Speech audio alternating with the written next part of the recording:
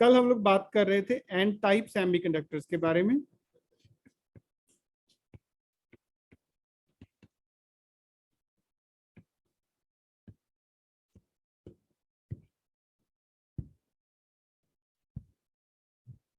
ठीक है, सो हमने बात कर लिया था कि जो इंट्रिंसिक सेमीकंडक्टर्स हैं उसमें कुछ ना कुछ प्रॉब्लम्स हैं, और उन प्रॉब्लम्स को रिकवर करने के लिए या ओवरकम करने के लिए हमने एक नया टाइप का पीएन सेमीकंडक्टर एक सेमीकंडक्टर बनाया था जिसको हमने बोल दिया एक्सट्रिंसिक सेमीकंडक्टर। ठीक है, और एक्सट्रिंसिक सेमीकंडक्टर में बेसिकली क्या था कि वहां पे हमने कुछ इम्प्योरिटीज ऐड कर दी, और वो जो इम्प्योरिटीज हैं वो हमारी कंडक्टिविटी को गवर्न कर रही है। ठीक है, हमारा जो कंडक्टिविटी पहले टेम्परेचर डिपेंडेंट था, अब वो टेम्परेचर डिपेंडेंट ना रह के अब वो इम्प्योरिटी की कॉन्सेंट्रेशन से डिपेंडेंट हो गया है ना।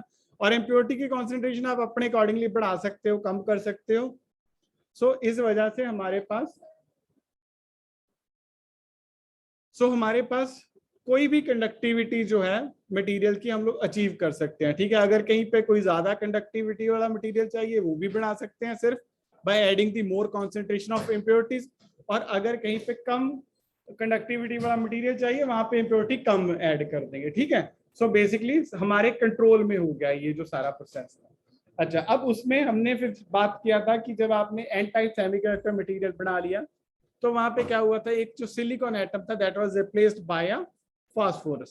ठीक है, तो फास्फोरस के पास 5 इलेक्ट्रॉन हैं, और सिलिकॉन जहां पे पहले सिलिकॉन पड़ा था उसने 4 कोवेलेंट बॉन्ड बनाए हुए थे, तो 4 इलेक्ट्रॉन जो है वो 4 कोवेलेंट बॉन्ड बना लेंगे, और जो 5वां इलेक्ट्रॉन है वो फ्री बच जाएगा। और फ्री बच जाएगा मतलब कि that electron is available for the conduction. ठीक है, जैसे ही आप कोई वोल्टेज अप्लाई करोगे तो वो जो इलेक्ट्रॉन है वो कंडक्शन करवा सकता है। ठीक है, हमें कोई कोवेलेंट बॉन्ड तोड़ना नहीं पड़ा to get this conduction going. अच्छा, अब उसके बाद फिर हमारा बात आ गई थी, अगर हम लोग जो उसका बैंड स्ट्रक्चर है उसकी टर्म में बात कर रहे थे, तो बैंड स्ट्रक्चर में हमने क्या किया था कि this is normal band structure जो हमारा किसी भी मटेरियल में होता है ना। आइए आइए, एंड देन उसके बीच में एक अलग से लेवल क्रिएट हो गया था विच वाज डोनर लेवल। भावे कुछ क्वेश्चन?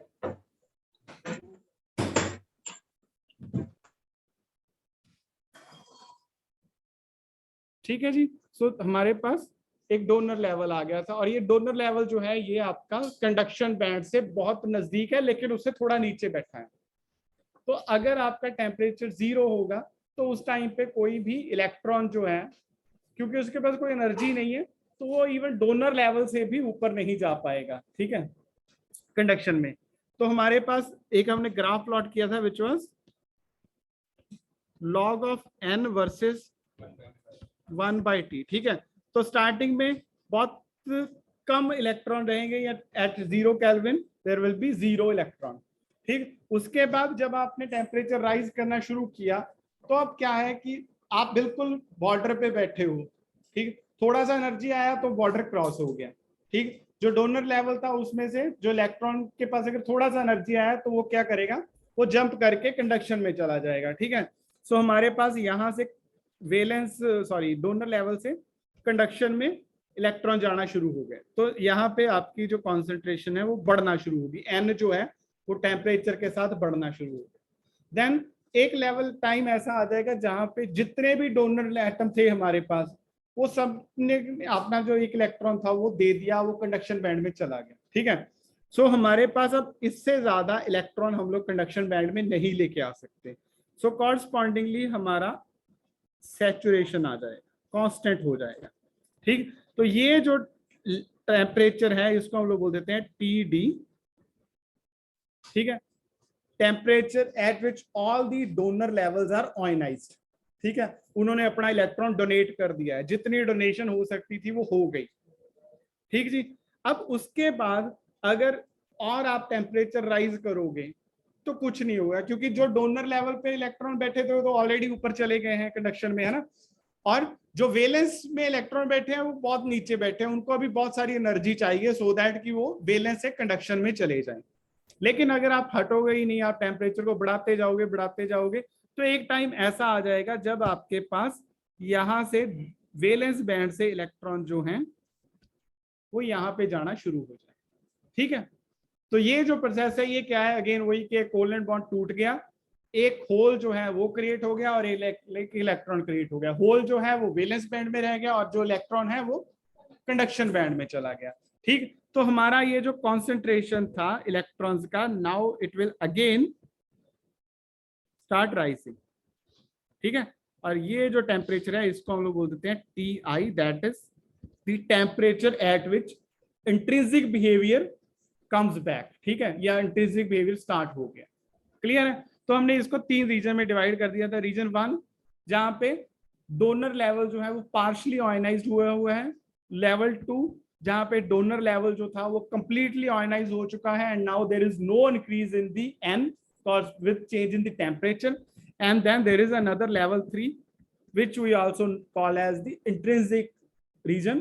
ठीक है, अब यहाँ पे वो इंट्रिंसिक वाला जो बिहेवियर था वो स्टार्ट हो चुका है, मतलब कि एक कोवलेंट बॉन्ड टूटता है, एक होल जो है वो वैलेंस में क्रिएट हो जाता है, एक इलेक्ट्रॉन जो है वो कंडक्शन में क्रिएट चला जाता है।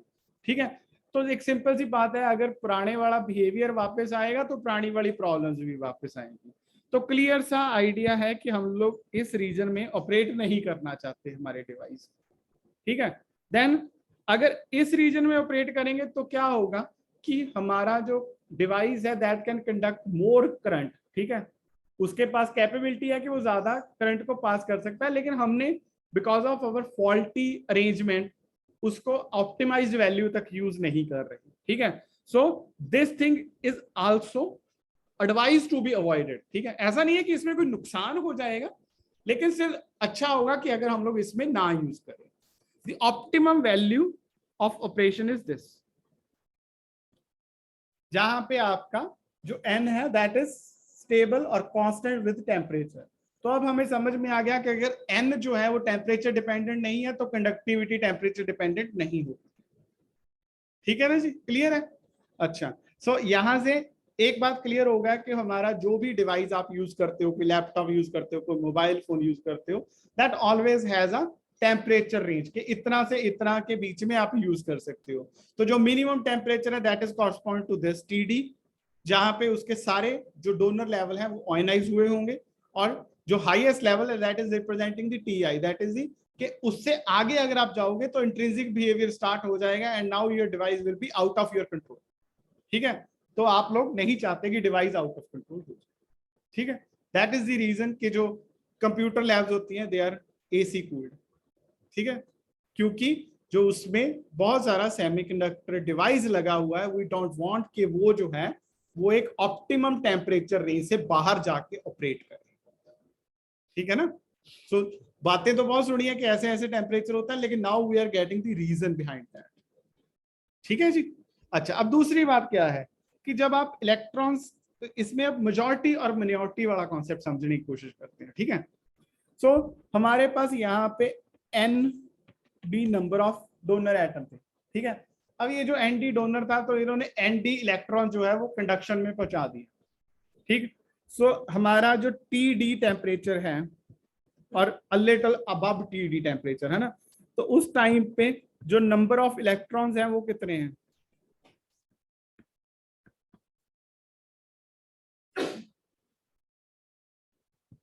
T greater than TD and less than TI।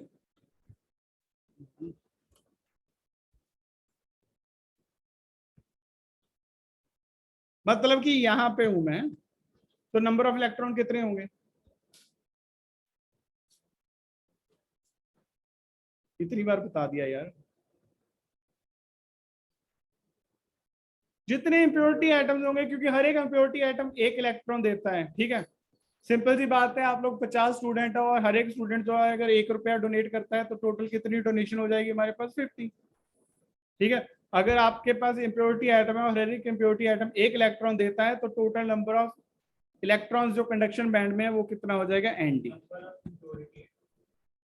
मैं नंबर ऑफ इलेक्ट्रॉन पूछ रहा हूं, आई एम आस्किंग। आप जैसे हो ना कि 50 स्टूडेंट हैं, हर एक स्टूडेंट 1 रुपया डोनेट कर रहा है, तो अगर मैं ये पूछूं कि कितने रुपए इकट्ठे हो गए? 50, है ना? तो that is equal to the number of students. ठीक है जी। सो जितना भी डोनेशन वाला इलेक्ट्रॉन है that is equal to the number of donor atoms. ठीक है, विच इज एनडी। क्लियर हो गया?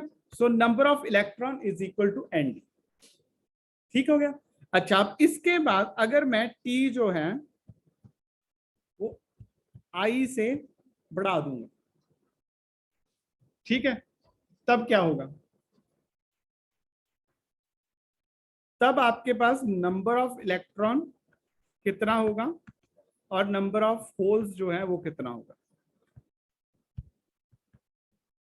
लेट्स अज्यूम के जो x नंबर ऑफ कोई स्मॉल नंबर है ना, x नंबर ऑफ जो कोवैलेंट बॉन्ड थे वो टूट गए, तो हमारे पास होल्स कितने क्रिएट हो गए? x। नंबर ऑफ इलेक्ट्रॉन अब कितने होंगे?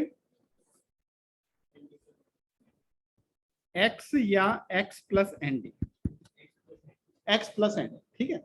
तो अब हमारे पास एक बात क्लियर है कि एक पॉसिबिलिटी हो सकती है कि अब अच्छा यहां पे नंबर ऑफ होल्स कितना था?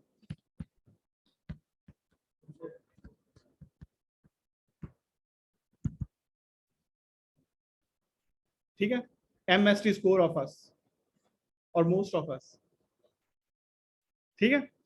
सो यहां पे Nd जो था दैट वाज कोई big number, number of electron बहुत ज्यादा थे, और होल जो था वो ऑलमोस्ट जीरो था, ठीक है, या जीरो ही था, हम लोग ये बोल रहे हैं। और जब Ti रीजन में चले जाएंगे तो आपके पास क्या होगा? जो नंबर ऑफ इलेक्ट्रॉन होंगे that will B x plus Nd, और जो होल होगा दैट विल बी x, ठीक है। सो क्लियर सी बात है कि जो इलेक्ट्रॉन्स होंगे that will be always in a large number as compare to the holes, ठीक है। होल्स का थोड़ा सा नंबर हो सकता है लेकिन इलेक्ट्रॉन बहुत ज्यादा नंबर में होंगे, डिपेंडिंग अपॉन कि आपने इम्प्योरिटी, क्योंकि एक डिसेंट अमाउंट इम्प्योरिटी ऐड की होती है, ठीक है। तो इस वजह से हमारे पास जो एन टाइप सेमीकंडक्टर है उसमें जो मेजॉरिटी चार्ज कैरियर्स हैं दे आर द इलेक्ट्रॉन्स, ठीक है, और जो माइनॉरिटी चार्ज कैरियर्स हैं दैट इज, क्लियर है, ठीक है ना। सो अब समझ में आ रहा है ना कि मेजॉरिटी कहां से आ रही है, माइनॉरिटी कहां से आ रही है।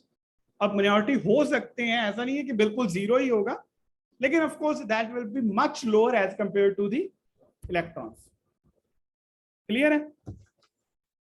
अब वाइस वर्सा जो है वो पी टाइप मटेरियल्स में होगा, तो आई होप कि वो आप लोगों को ऑलरेडी दिमाग में बढ़ते जा रहा है। अच्छा, अब जो नेक्स्ट हमारे पास आज का मेजर काम है that is the carrier concentration in N N type semiconductor at low temperatures, ठीक है।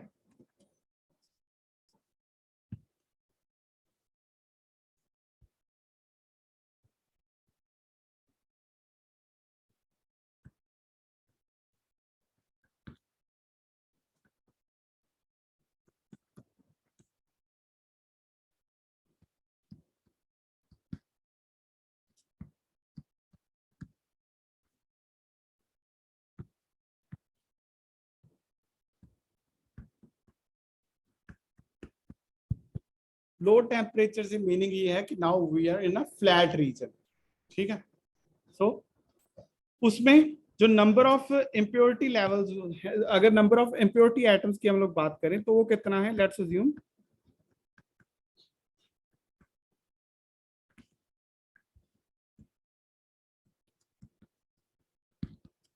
Nd, ठीक है। और आपके पास उसमें से कितने ऑयनाइज हो चुके हैं, ठीक है।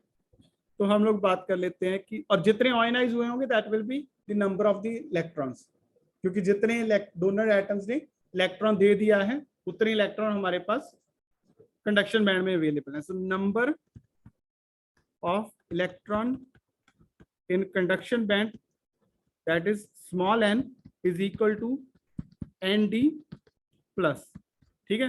Nd प्लस मीन्स के वो वाले Nd number of donor atoms which are excited, ठीक है, हम लोग प्लस साइन देते हैं एक्साइटेड के लिए।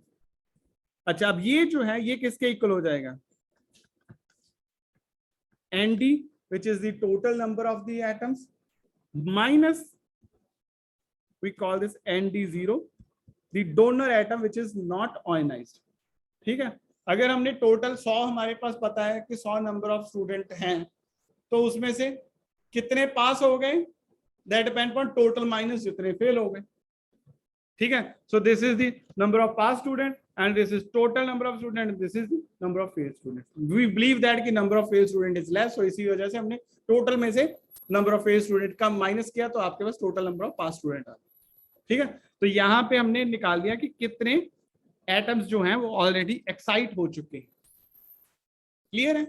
अच्छा, अब जब आपने ये लेवल्स में बात करते हैं ना, तो यहाँ पे इलेक्ट्रॉन जाना शुरू हो गया और यहाँ पे एम्प्टी स्पेस बचना शुरू हो गया, ठीक। तो अगर हमें इसको पता करना है depend based upon this ED का कि ये नंबर किसके इक्वल है, तो वो क्या होगा, N D that is the total number of the donor level into 1 minus F E D. F E D क्या बताता था, probability of occupancy of that level, ठीक है। और 1 माइनस एफ ई डी क्या बताएगा, probability of holes in that level, ठीक है। तो यहाँ पे जितने होल्स हैं उसके साथ अगर आप total number of atoms multiply कर दोगे तो यू विल गेट कि इतने number of atoms already excitation कर चुके हैं, मतलब कि अपना इलेक्ट्रॉन जो है वो डोनर लेवल से कंडक्शन लेवल में या कंडक्शन बैंड में ट्रांसमिट कर चुके हैं, ठीक है, सिंपल है। अच्छा, अब ईडी एफ डी का वैल्यू जो है, एफ ई डी का वैल्यू हमें पता है क्या होता है, N D 1 minus 1 by 1 plus exponential of E will be replaced by E D, ठीक है, E D minus E F by K T, ठीक है जी। अब यहाँ पे इसको एलसीएम ले लेते हैं और एलसीएम लेके इसको सॉल्व करेंगे तो हमारे पास क्या आ गया, N D by exponential of E D minus E F by K T divide by 1 plus exponential of E D minus E F by K T, ठीक है। नेक्स्ट स्टेप हम लोग क्या करते थे कि ऊपर और नीचे जो एक्सपोनेंशियल वाली टर्म है उसके साथ डिवाइड कर देंगे, हमारे पास क्या बच जाएगा, N D 1 by exponential of minus of E D minus E F by K T plus 1, ठीक है जी। नेक्स्ट स्टेप क्या होता था इससे आगे, 1 को इग्नोर कर देते थे ना, कि अगर हमारे पास बहुत ज्यादा पैसा है तो हम लोग 1 रुपया किसी को डोनेट कर सकते हैं। सो अगर एक्सपोनेंशियल को एक बड़ा नंबर है तो we can ignore that 1। So हमने ये जो 1 था इसको इग्नोर कर दिया। Now what we get is N D, एक मिनट, एक माइनस साइन का कोई इशू हो रहा है, कहाँ पे गड़बड़ की है मैंने, है क्या, क्यों,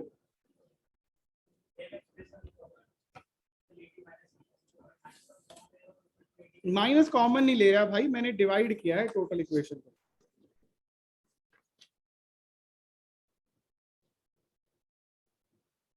एक माइनस का कोई इशू हो गया यार, एक मिनट।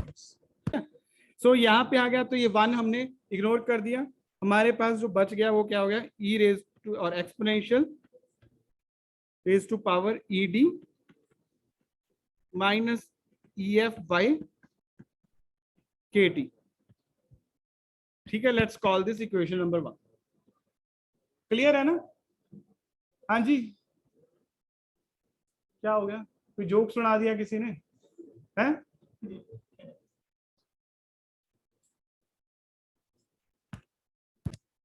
सो क्लियर है, यहां तक हम लोग ओके हो गया। अच्छा, अब हम लोग चलते हैं नेक्स्ट पार्ट के ये इस पे।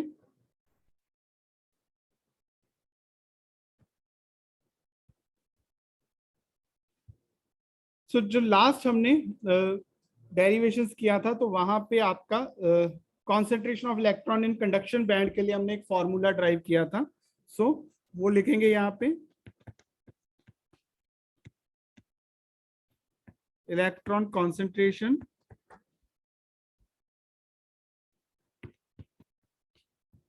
इन कंडक्शन बैंड, ठीक है। क्या फॉर्मूला था वो, N is equal to NC into exponential of minus EC minus EF by KT।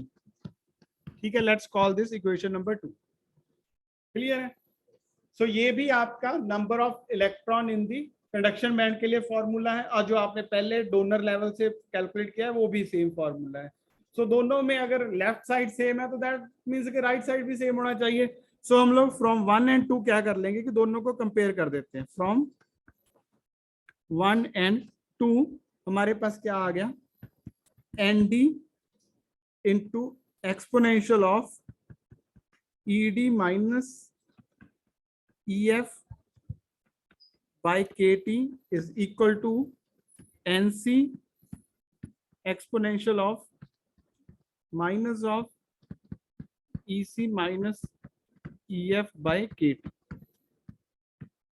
ठीक है, अब मैं क्या करूंगा कि ND जो है वो NC के डिवाइड में ले जाएंगे and then taking log on both side.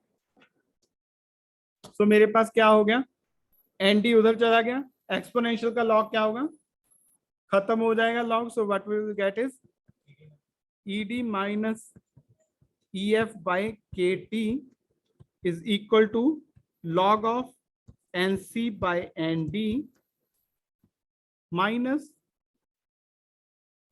EC EF by KT।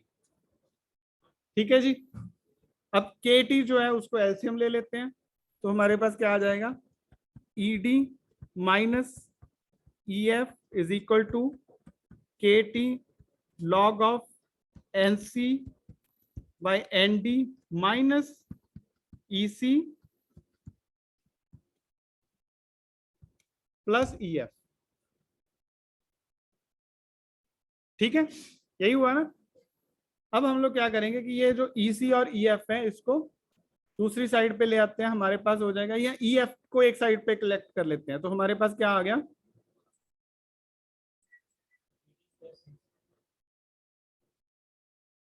एक मिनट, ये उधर ले जाऊंगा मैं, बाकी सारी टर्म इधर लेके आते हैं। सो हमारे पास आ गया 2EF इज इक्वल टू, एक ये हो गया और एक ये हो गया ना, दोनों ऐड हो गए, ED plus EC minus KT log of NC by ND। ठीक जी, and then EF is equal to ED plus EC by 2 plus KT by 2 log of ND by NC। Clear है यहां तक? So let's call this equation number 3। अब यहां पे एक बात यह है कि at T is equal to 0 kelvin, ये इक्वेशन क्या बन जाएगा, EF इज इक्वल टू,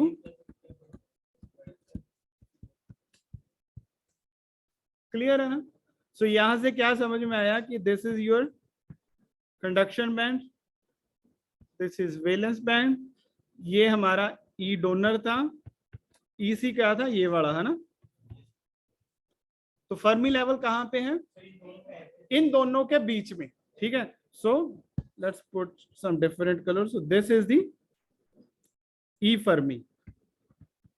ठीक है, जब इंट्रिंसिक सेमीकंडक्टर में हम लोग बात कर रहे थे तब ये कहां पे था, कंडक्शन और वैलेंस बैंड के बिल्कुल मिडल में बैठा था। अब ये जो है ये कंडक्शन बैंड और डोनर लेवल के बिल्कुल मिडल में बैठा है at T is equal to 0। ठीक है, उसके बाद जब टेम्परेचर चेंज होगा इट विल चेंज। ठीक है, सो स्टार्टिंग हमने पता चल गया कि ये ऐसे यहां पे बैठा हुआ है। अच्छा, अब हम लोग क्या करेंगे, वापस जो आपका इक्वेशन नंबर 2 था उसमें आपके पास वैल्यू क्या था, EC minus EF by KT, और this was representing the N। तो हम लोग क्या करेंगे, EF की वैल्यू आ गई, अब ये सारी टर्म बनाने की कोशिश करेंगे। ठीक है, सो हमारे पास EF है, तो EF से अगर आपने EF minus EC by KT कर देंगे तो आपका क्या बन जाएगा। So let's go back to the equation number 3 again. So from 3 मैं क्या कर रहा हूं, दोनों साइड पे EC माइनस कर रहा हूं दोनों साइड में। ठीक है, मेरे पास क्या हो जाएगा,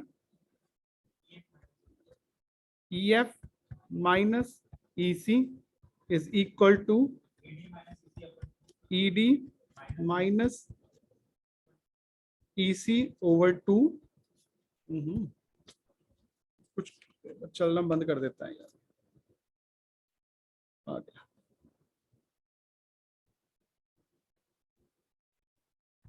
bye 2 plus KT by 2 log of ND by NC। ठीक है, इसने यहाँ पे NC की वैल्यू सब्स्टिट्यूट कर दी है, वही जो 2 पाई m KT वाली जो वैल्यू थी। मैं अभी नहीं कर रहा, वो एंड में कर देंगे।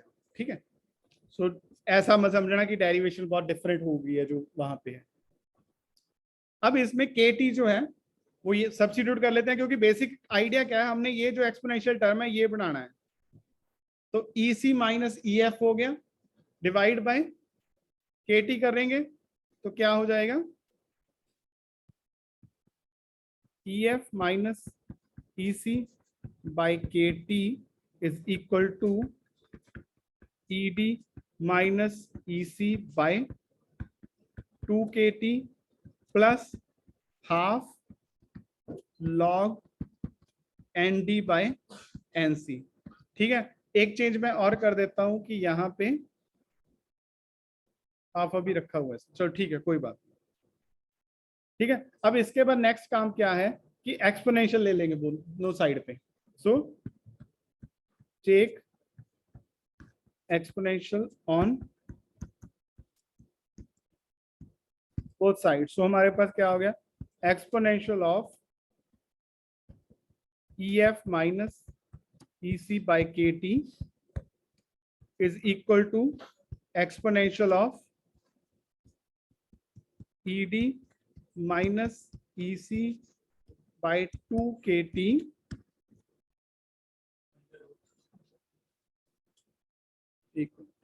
into exponential of log root ND by NC। हाँ जी, कोई प्रॉब्लम तो नहीं है। ठीक है, जो हाफ था वो स्क्वायर रूट में चला गया, और जब आपने exponential raise to power a plus B है तो आप उसको exponential raise to power a into exponential raise to power b लिख सकते हो।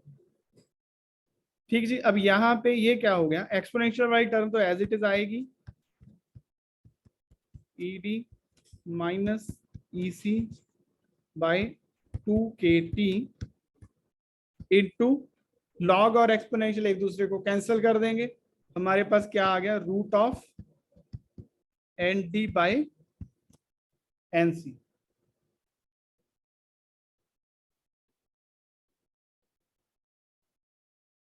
ठीक है जी,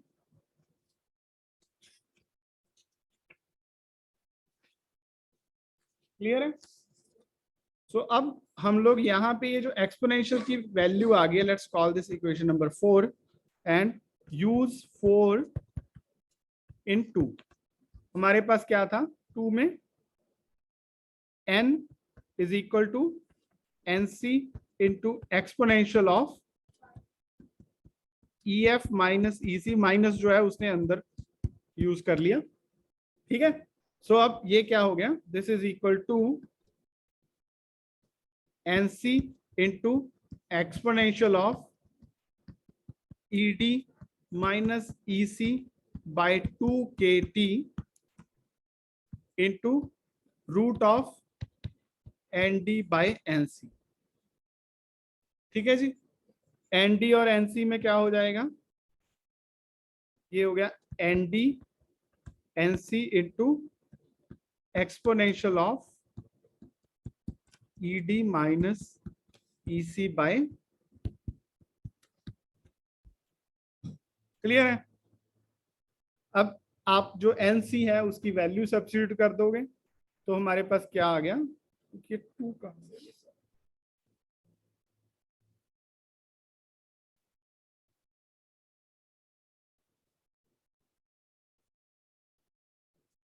सो जो लास्ट नंबर हमारे पास आ रहा है that is 2nd raise to power half into 2πme star kt divide by h square raise to power 3/4 and exponential of ed minus ec by kt twice.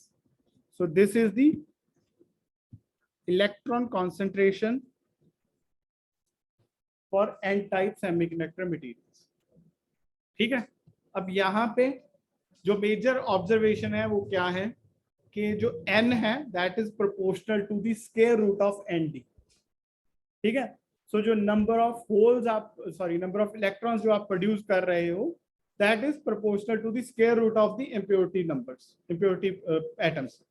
तो जितना इम्प्योरिटी एटम ज्यादा होगा उतना हमारा ये जो है इलेक्ट्रॉन ज्यादा होंगे, उतना कॉन्सेंट्रेशन बढ़ जाएगी, कॉरस्पॉन्डिंगली कंडक्टिविटी बढ़ जाएगी. और जितना एनडी कम होगा उतना कॉन्सेंट्रेशन कम होगी और कंडक्टिविटी कम होगी. ठीक है, सो एक बात यहाँ पे जो देखने वाली वो क्या है कि still we have the temperature dependence. जो पहले 3/2 था अब 3/4 हो गया. लेकिन ये क्या है, हमारे पास एक सिलेक्टेड टेम्परेचर रेंज आ गई जहां पे एन इंक्रीज नहीं कर रहा टेम्परेचर के साथ. आफ्टर दैट वो इंक्रीज करना शुरू करता है. ठीक है, सो इस वजह से ये वाला डिपेंडेंस एक तो वीक हुआ है ना. जो 3/2 था 3/4 हो गया, दैट मीन्स ऑफ कोर्स वो वीक हो गया. ठीक है, प्लस साथ के साथ क्या है कि हमारे पास एक ऐसा टेम्परेचर रेंज है जहां पे जो टेम्परेचर डिपेंडेंस है वो नहीं है. सिर्फ और सिर्फ जो डिपेंडेंस है that is on the number of the donor atom nd. Clear है? सो यहां से हमें समझ में आ गया कि जो n टाइप सेमीकंडक्टर है that has the dependence on the number of donor atoms and not on the temperature. ठीक, लेकिन अगर आप टेम्परेचर बढ़ाना बंद ही नहीं करोगे, ठीक है, या सम हो आप ऑप्टिमम कंडीशंस पे उसको डिवाइस को नहीं यूज करोगे, टेम्परेचर बढ़ जाएगा, then again the temperature dependence will come into play. ठीक है, लेकिन हम लोग कोशिश करते हैं कि हम लोग उस कंडीशन में ना जाए. क्लियर है? कोई क्वेश्चन हो अभी तक बताइए.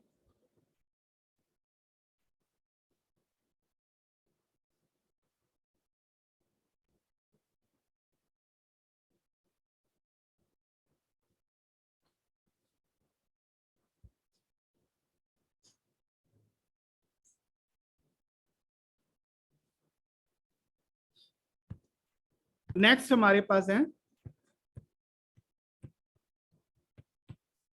P type materials. ठीक है, अच्छा पी टाइप मटेरियल्स में क्या है कि हमारा कि कौन सी वाली इम्प्योरिटी ऐड करनी है?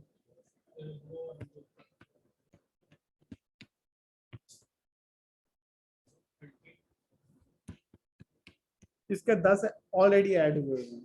ठीक है, और भाई वो ठीक है 13 आप डी को ऐड कर रहे हो. नॉर्मली ये 3rd और 5th ग्रुप ही बोला जाता है. ठीक है, अच्छा अब ये जो है हमने ग्रुप 3 की इम्प्योरिटी ऐड करी. ग्रुप 3 की इम्प्योरिटी का मतलब क्या है कि उसमें 3 वैलेंस इलेक्ट्रॉन्स अवेलेबल हैं. ठीक है, सो दोबारा से हम लोग वही स्ट्रक्चर बना देते हैं जो हम लोग सिलिकॉन का पहले बनाते हैं ना, कि एक सिलिकॉन जो है वो उसके आसपास 4 सिलिकॉन एटम्स के साथ कोवेलेंट बॉन्ड बना के बैठा हुआ है.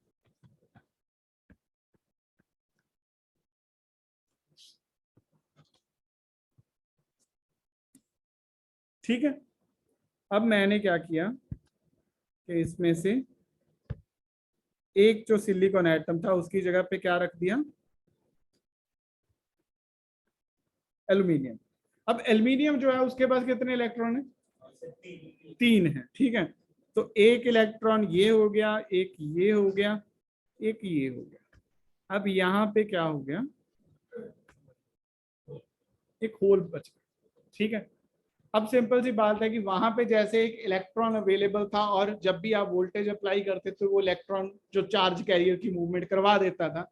अब यहाँ पे एक होल क्रिएट हो गया. ठीक है, अब ये होल क्या करता है कि जब आप वोल्टेज अप्लाई करोगे तो मे बी ये वाला इलेक्ट्रॉन जो है वो यहाँ पे चला गया, होल जो है इस जगह पे आ गया, फिर ये वाला इलेक्ट्रॉन यहाँ पे चला गया, होल यहाँ पे आ गया, फिर ये वाला इलेक्ट्रॉन यहाँ पे चला गया, होल यहाँ पे आ गया। सो होल की मूवमेंट जो है वो पॉसिबल हो जाती है। सो सिंपल सी बात है कि अगर आपके पास 4 पर्सन है और 4 चेयर्स हैं तो कोई मूवमेंट हो ही नहीं सकती, ठीक है ना। अगर 4 पर्सन है और 3 पर्सन है और 4 चेयर है तो मूवमेंट पॉसिबल है ना, कि एक पहले जो दूसरे वाला है वो पहले पे चला जाएगा, जो तीसरे वाला है वो दूसरे पे आ जाएगा, जो दूसरे वाला है सॉरी जो चौथे वाला है वो तीसरे पे आ जाएगा। सो मूवमेंट अलाउड है ना। तो सेम वैसे यहाँ पे जो एक्स्ट्रा होल पड़ा हुआ है which is not forming any covalent bond, वो क्या करेगा, वो हमें एक फैसिलिटी दे देगा कि now the movement of electrons is possible. Current flow करेगा due to movement of hole, ठीक है। अब क्योंकि जब आप चेयर्स की एग्जांपल ले रहे हो ना, although there is the movement of persons, है ना, एक पर्सन उठ के दूसरे जगह पे गया है, दूसरा तीसरी पे गया है एंड सो ऑन, लेकिन जो हमें नजर आ रहा है वो क्या आ रहा था कि पहले खाली सीट जो थी वो पहली जगह पे थी, फिर दूसरी पे आ गई, फिर तीसरी पे आ गई, फिर चौथी पे चली, ठीक है। सो ओवरऑल क्या है, although there is the movement of persons but it visualize as the movement of the empty chair, ठीक है। तो सेम चीज यहाँ पे हो रही है कि जो होल्स हैं ऑल्दो कि वो मूव नहीं हो रहे, इलेक्ट्रॉन जंप कर रहे हैं होल्स में, है ना, लेकिन लग ऐसे रहा है कि होल पहले यहाँ पे था, फिर यहाँ पे आ गया, फिर यहाँ पे आ गया, फिर यहाँ पे आ गया। सो होल की मूवमेंट हो रही है, ठीक है। सो ओवरऑल क्या होगा कि ये जो होल की मूवमेंट है that is contributing to the movement of the charge, और जब चार्ज की मूवमेंट होगी तो हमारे पास क्या होगा, करंट जो है वो कैरी हो जाएगा, ठीक है, करंट जो है वो मूव करेगा एक साइड से दूसरी साइड पे। अच्छा, अब सेम चीज अगर हम लोग बात करें in terms of the band structure, तो ये आपका कंडक्शन बैंड हो गया, दिस इज वैलेंस बैंड, ठीक है, और यहां पे कोई एक लेवल है which is the EA which is the acceptor level, ठीक है। अब एक्सेप्टर लेवल क्या है, that has the lot of empty spaces, holes पड़े हुए हैं, और ये जो है ये यहाँ पे जो वैलेंस बैंड में इलेक्ट्रॉन्स हैं उसके काफी नजदीक बैठा हुआ है, ठीक। अब क्या होगा कि जो वैलेंस बैंड में इलेक्ट्रॉन है of course at 0 kelvin they will not be able to move, है ना, क्योंकि उनके पास कोई एनर्जी नहीं है, कोई काइनेटिक एनर्जी नहीं है, सो दे कैन नॉट मूव। लेकिन जैसे ही आप उसका टेम्परेचर राइज करोगे थोड़ा सा, तो क्या होगा कि ये जो इलेक्ट्रॉन होंगे they will have some sufficient energy, तो जब ये एनर्जी गेन करेंगे they will jump to this place, तो एक होल जो है वो यहाँ पे क्रिएट हो गया, ठीक है। सेम वे से थोड़ा सा और टेम्परेचर राइज होगा, ये इलेक्ट्रॉन यहाँ पे चला गया, यहाँ पे एक होल क्रिएट हो गया, सेम यहाँ पे चला गया, एक होल क्रिएट हो गया, यहाँ पे चला गया, एक होल क्रिएट हो गया, ठीक है। तो आपका जो वैलेंस बैंड है उसमें क्या होना शुरू हो गया, नंबर ऑफ होल्स जो है वो इंक्रीज करना शुरू कर गए, क्लियर है। अच्छा, अब अगर हमें वो ग्राफ बनाना होगा जो लॉग ऑफ पी हो जाएगा ना, क्योंकि नंबर ऑफ होल्स की हम लोग बात कर रहे हैं and the other side is 1/t, ठीक है। तो स्टार्टिंग में नंबर ऑफ होल्स जो हैं वैलेंस बैंड में वो बढ़ रहे हैं बिकॉज आपका जो इलेक्ट्रॉन था वो वैलेंस बैंड से एक्सेप्टर लेवल में जाके बैठ रहा है, ठीक है। अब ये काम जो है ये चलता जाएगा, एक टाइम ऐसा आ जाएगा कि एक्सेप्टर लेवल में जितनी भी चेयर्स लगी हुई वो सारी ऑक्यूपाई हो गई, ठीक है। अब आपका जो वैलेंस लेवल वाला इलेक्ट्रॉन है या वैलेंस बैंड वाला जो इलेक्ट्रॉन है वो वहां पे नहीं जा सकता क्योंकि उसके लिए कोई खाली जगह नहीं बची, ठीक है। तो हमारे पास जो कॉन्सेंट्रेशन ऑफ होल्स होगा वो फ्रीज हो जाएगा, फ्लैट हो जाएगा, so this will give us a flat line, ठीक है। इसको थोड़ा सा कट कर देता हूं, क्लियर हो गया। अच्छा, अब आप तो हट नहीं रहे हो, आप और उसका टेम्परेचर बढ़ाते जा रहे हो ना, तो क्या होगा कि ये जो इलेक्ट्रॉन है इसका टेम्परेचर इतने लेवल तक बढ़ गया कि वो ये जो गैप है इसको कवर कर सकता है। So conduction band is the next available free space. कौन सा भाई, वो इम्प्योरिटी है ना, और जब आप इम्प्योरिटी ऐड करते हो that is always less than the actual number, ठीक है। जो दूध वाला दूध में पानी डालता है तो 100 ग्राम दूध में 50 ग्राम या 5 ग्राम पानी तो डाल सकता है, लेकिन 100 ग्राम में 200 ग्राम पानी नहीं डाल सकता ना, क्योंकि then it will be a trouble. ठीक, तो जो इम्प्योरिटी आप ऐड कर रहे हो that can be some fraction of the actual numbers, it can not be more than the actual number. फिर तो वो इम्प्योरिटी जो होगी वो डोमिनेट कर गई ना, हमारा जो एक्चुअल पार्ट है वो डोमिनेट नहीं करेगा। क्लियर हुआ?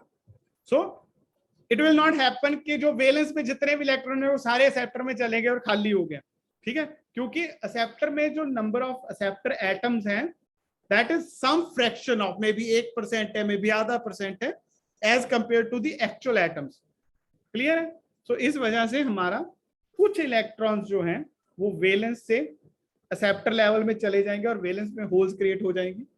हाँ जी सर, हाँ जी सर, जरूर जी। अच्छा, अब हमारे पास जो एक्सेप्टर लेवल में जितनी भी चेयर्स आपने लगाई हुई थी, वो चेयर्स जो थी वो वैलेंस बैंड में जो इलेक्ट्रॉन थे उन्होंने आके ऑक्यूपाई कर ली। ठीक है, अब उसके बाद हाँ हाँ करते हैं एमएसटी पे बात यार, 2 मिनट रुको। अच्छा, अब एक्सेप्टर लेवल में पहुंच गया वो इलेक्ट्रॉन। ठीक, और एक्सेप्टर लेवल में अब कोई चेयर, कोई एम्प्टी स्पेस नहीं बचा है, तो अब आपका जो मूवमेंट है वो नहीं हो सकता। ठीक है, अब नेक्स्ट मूवमेंट कब शुरू होगा? जब आपके जो इलेक्ट्रॉन है उसके पास इतनी एनर्जी आ गई है कि वो वैलेंस बैंड से कंडक्शन बैंड में ट्रांजिशन कर सके।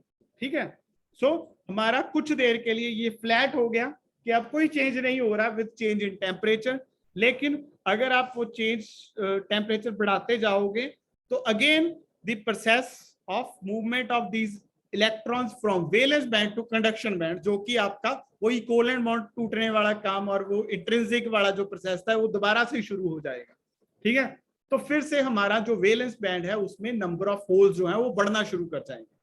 क्लियर है? सो हमारा जो वैलेंस बैंड है उसमें नंबर ऑफ होल्स फिर बढ़ना शुरू हो गए। सो हमने अगेन जैसे पहले किया था इसको 3 रीजन्स में डिवाइड कर लेते हैं। Now we call this as the TA, the temperature at which all the acceptor level has electron. ठीक है, देन TI, जिसके बाद इंट्रिंसिक बिहेवियर शुरू हो गया, जो प्रॉब्लम्स हमारी पहले थी वो प्रॉब्लम्स वापस आ गई हैं। सो हम लोग कोशिश करते हैं कि हमारा जो डिवाइस है that should be operated between the TA and TI। Clear है? सो लगभग एग्जैक्टली सेम है जो आपने एन टाइप में किया है, लेकिन क्या है कि वहां पे हम लोग इलेक्ट्रॉन्स की बात कर रहे थे, यहाँ पे वो इलेक्ट्रॉन जो है उसको होल के साथ रिप्लेस कर दिया है, और जहां पे हम लोग कंडक्शन बैंड की बात कर रहे थे अब वो conduction band is replaced by the valence band. ठीक है ना, बाकी डिस्कशन वही है। क्लियर है? चलो आज हम लोग यहाँ पे स्टॉप करते हैं, देन नेक्स्ट सेशन में